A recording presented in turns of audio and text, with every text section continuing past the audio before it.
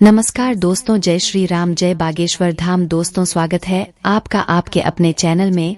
भगवान श्री राम और हनुमान जी महाराज की कृपा आप और आपके पूरे परिवार पर सदा सर्वदा बनी रहे।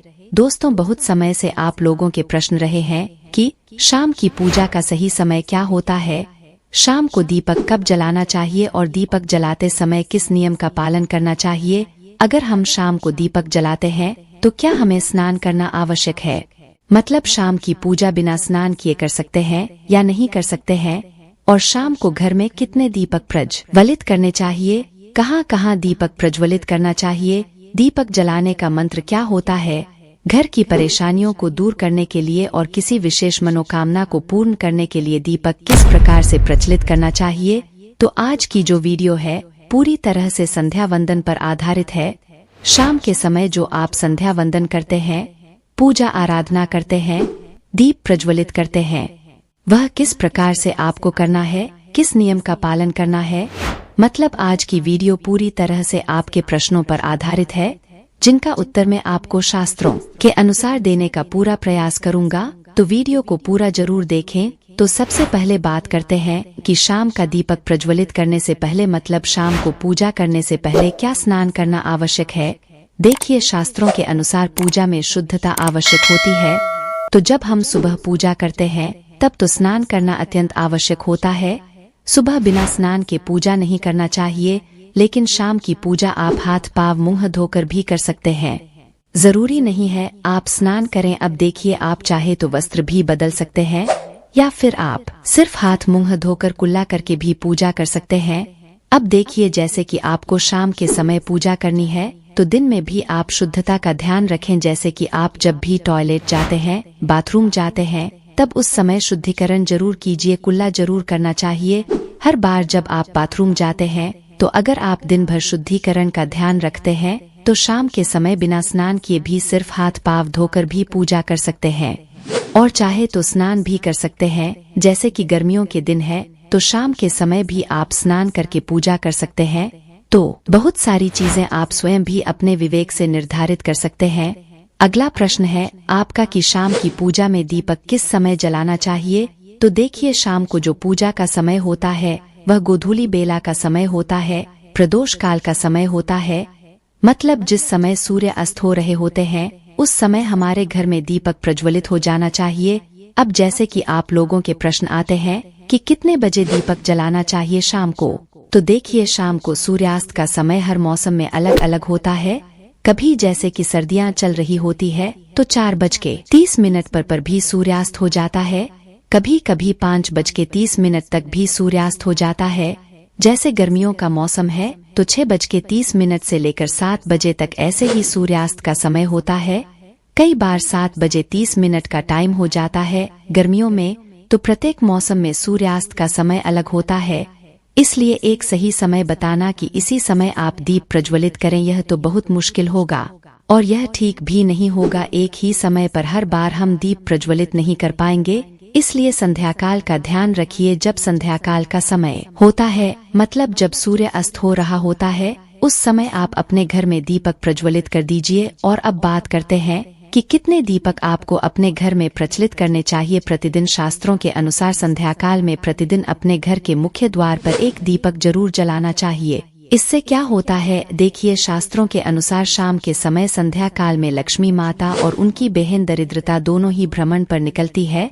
तो जिस घर के मुख्य द्वार पर दीपक प्रज्वलित होता है उस घर में माँ लक्ष्मी प्रवेश कर जाती है, और जिस घर के मुख्य द्वार पर दीपक नहीं जल रहा हो उस घर में दरिद्रता प्रवेश कर जाती है। तो इसलिए माँ लक्ष्मी का प्रवेश आपके घर में हो, इसके लिए घर के मुख्य द्वार पर एक दीपक जरूर प्रज्वलित करना चाहिए।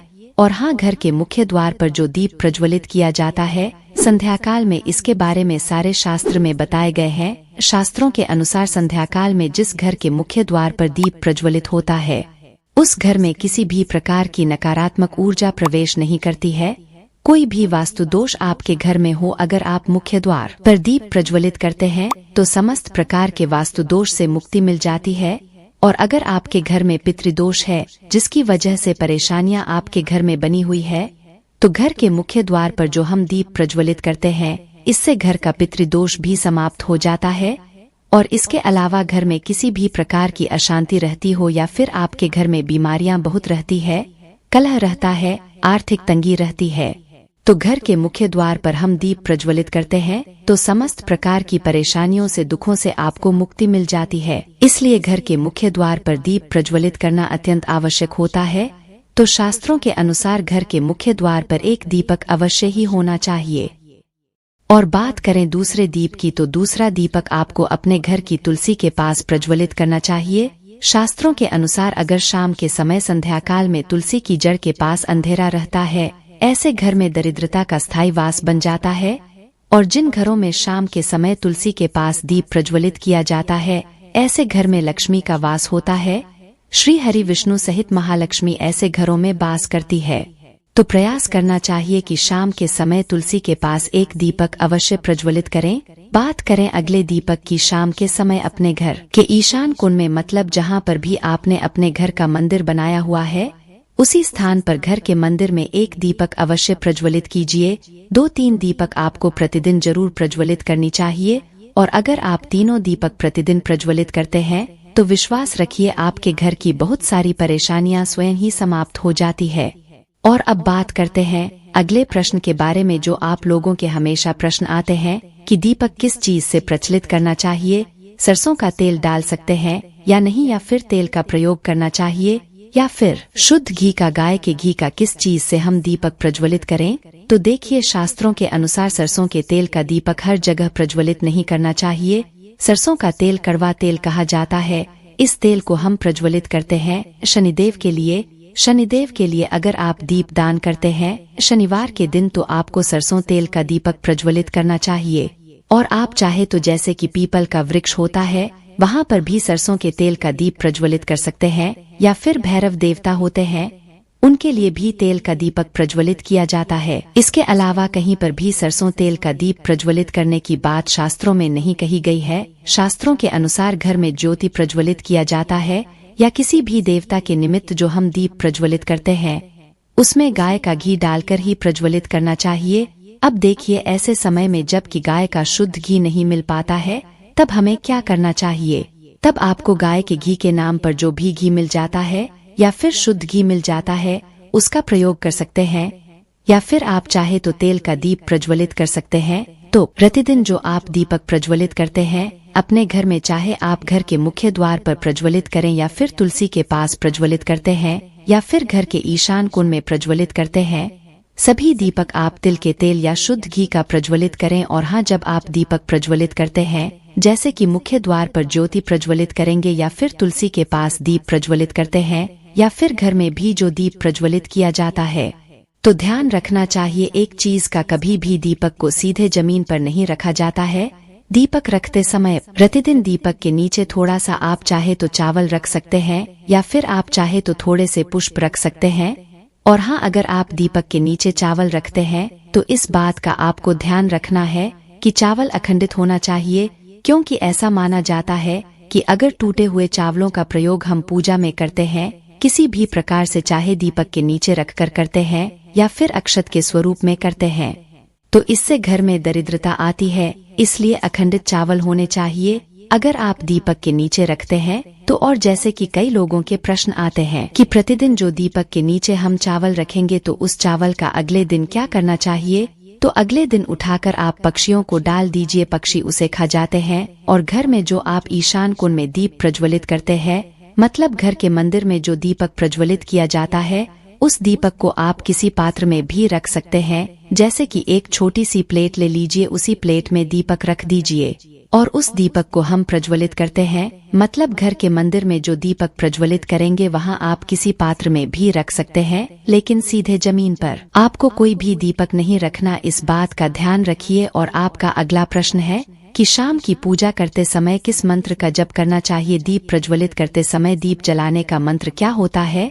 तो देखिए, दीप जलाने का मंत्र मैं आपको बता देता हूँ। आप अगर जप सकते हैं तो जरूर जप ले, लेकिन अगर आपके मंत्र नहीं जप पाते हैं तब भी शाम के समय जब आप दीपक प्रज्वलित करते हैं उस समय आप किसी भी मंत्र का जप कर सकते हैं। जैसे कि आप चाहे तो माता रानी, कृष्ण कन्हैया के किसी मंत्र का जप कर सकते हैं। आपके कोई इष्ट देवता हो तो उनके मंत्रों का भी जाप कर सकते हैं।